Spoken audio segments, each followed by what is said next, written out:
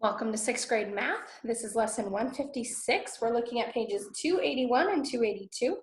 We're going to start with a rapid calculation drill just to get us going. And we'll do some division. I'll let you take your speed drill. I'm sorry. Okay, 26 minus 2 divided by 12 plus 4 times 8 divided by 4 plus 10 plus 3 divided by 1 divided by 5 minus 5 equals. Did you get 0? That's what you should get, all right? So that one is 0, okay? Let's do some division, all right? 72 divided by 6 is 12. 18 divided by 6 is 3. 24 divided by 6 is 4. 36 divided by 4 is 9. 40 divided by 5 is 8. 18 divided by 3 is 6. 54 divided by 6 is 9. 15 divided by 5 is 3. 30 divided by 5 is 6. And we're back at the beginning. All right. Just as review, tell me the area of a circle. A equals pi r squared. What about the area of a parallelogram? A equals B times H or L times W. Area of a rectangle. A equals L times W. Area of a square. A equals S times S or S squared. Perimeter of a triangle. P equals A plus B plus C, or area of a triangle. A equals 1/2 times B times H. Circumference of a circle using radius. C equals pi times R times 2. Circumference using diameter. C equals pi times D. Perimeter of a parallelogram. P equals 2 times B times 2 times H, or 2 times L plus 2 times W. Perimeter of a square. P equals 4 times psi. Perimeter of a rectangle. P equals 2 times L plus 2 times W, and we're back at the beginning. All right, I'll let you pause. Take your speed drill. You have 3 minutes and 30 seconds to take lesson 156 speed drill. And when you get back, we'll look at extracting the square root. All right, I hope you did well with that speed drill and you did your best. We are looking at the square root. And this concept we want with division really helps to know your division with this one. So you know that the area of 25 square feet, here, let me see. Let me grab that. All right, do you know that the area of this square is 25 because every side is equal to 5, right? So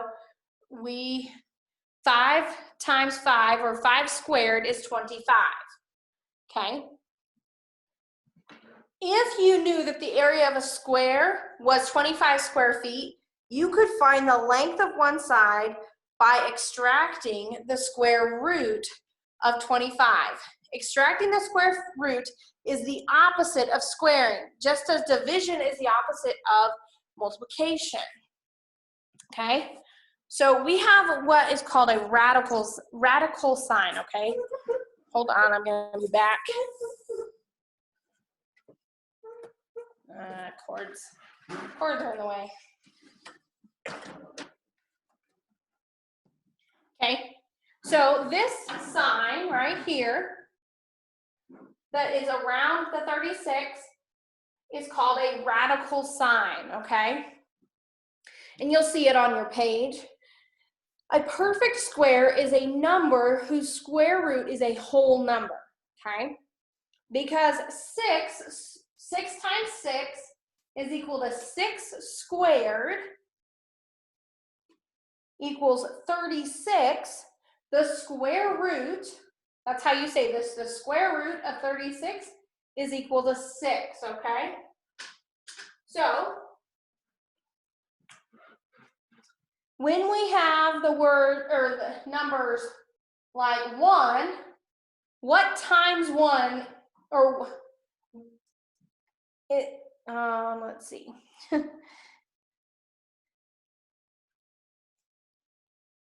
Because 1 squared equals 1, the square root of 1 is 1, okay? Because 1 times 1 is 1, all right? Square root of 4.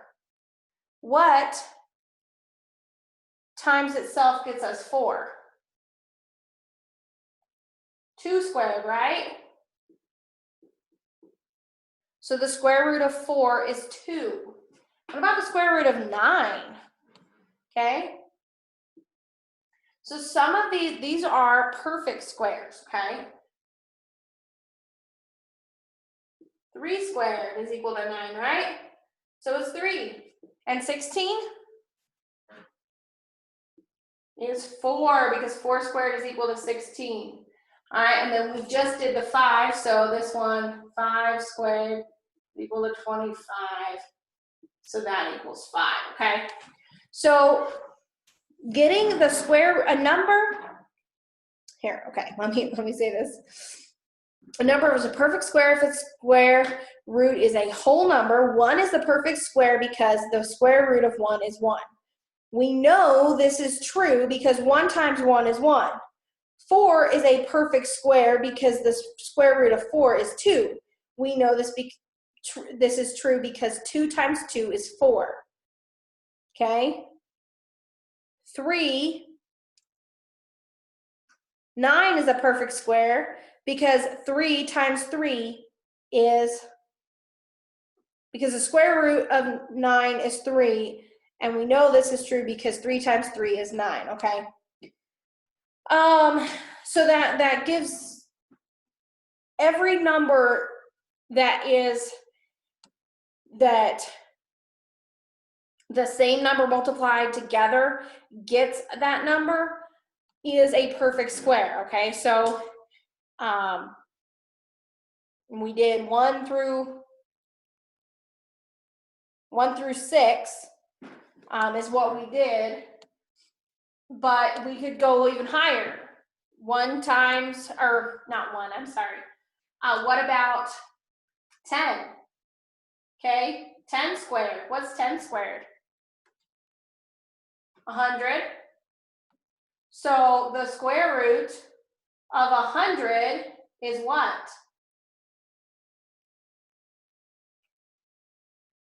Well, it's 10 times 10, so the square root is 10, right? Okay?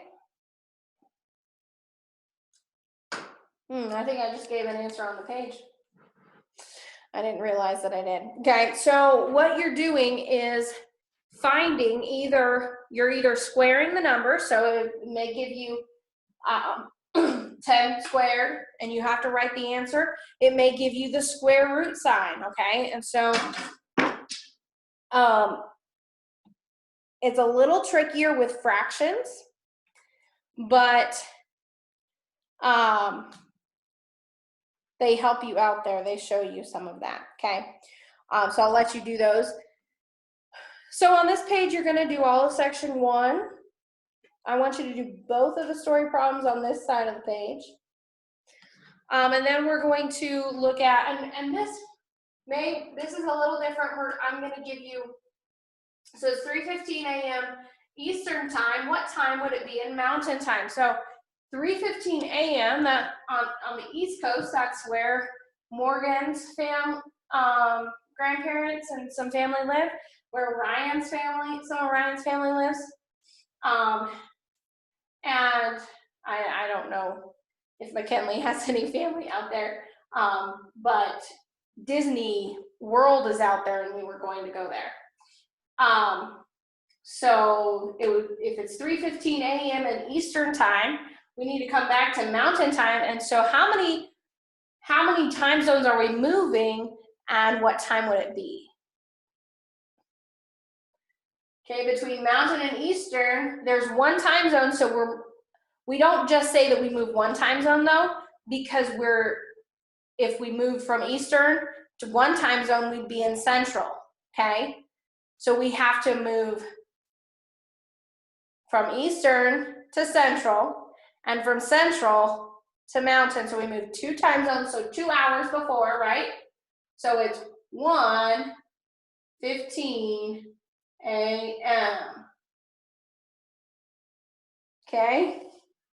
All right, and then just a review, if we are given 37 degrees north, what are we multiplying by to see how far it is from the equator? What do we multiply by? How many miles is it approximately for each degree? Okay, if you remember, it's 69. So let's see what we have. 7 times 9 is 63. 7 times 6, 42 plus 6 is 48. Put the 0 down there. 3 times 9, 27. Carry a 2. 3 times 6 plus 2 is 20. Okay, so 3, 15, 5, and 2. Okay, 2,553 miles to the equator, all right? And it's north of the equator, right?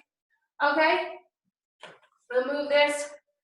And just quickly, if we have 77 degrees Fahrenheit, we want to know how many degrees Celsius we have. So we do C equals, and we have 5 nights, 77 minus 32, right? Because that's our C. Can you see that? Yeah, it's still on the screen. Hopefully you can see it. Okay? So I may move off the screen, but you'll be able to see that. So 77 minus 32, 45. Okay? Can we cancel and see, does 45 go, does 9 go into 45? Yes. How many times? 5. 5 times 5, so C is equal to 25 degrees Celsius. Okay, you don't need to put that at 1 if it's C equals. You can if you want to. But so 77 degrees Fahrenheit is 25 degrees Celsius. All right. So we finish up with what I'm telling you to do. So on the chart, you can do the whole thing if you want, but I am just saying do A and B. And then section 4, again, you can do all of them, but do at least A and B. Section 5, we'll have you do A and B, though that gives you one of each of the formulas. And then the review section, pick one from section 6.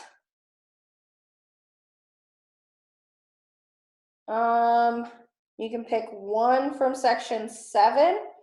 Make sure you do your circumference and the area, and that you put, you label it. And all of these are feet, so you either need to have feet for when it's circumference, the distance around. But when we have area, what do we have to have with feet? Feet squared or square feet, okay? But if you're gonna do square feet, you need to put SQFT. Do not put the 2 next to the number. It confuses everything, okay? And then with the story problems at the bottom,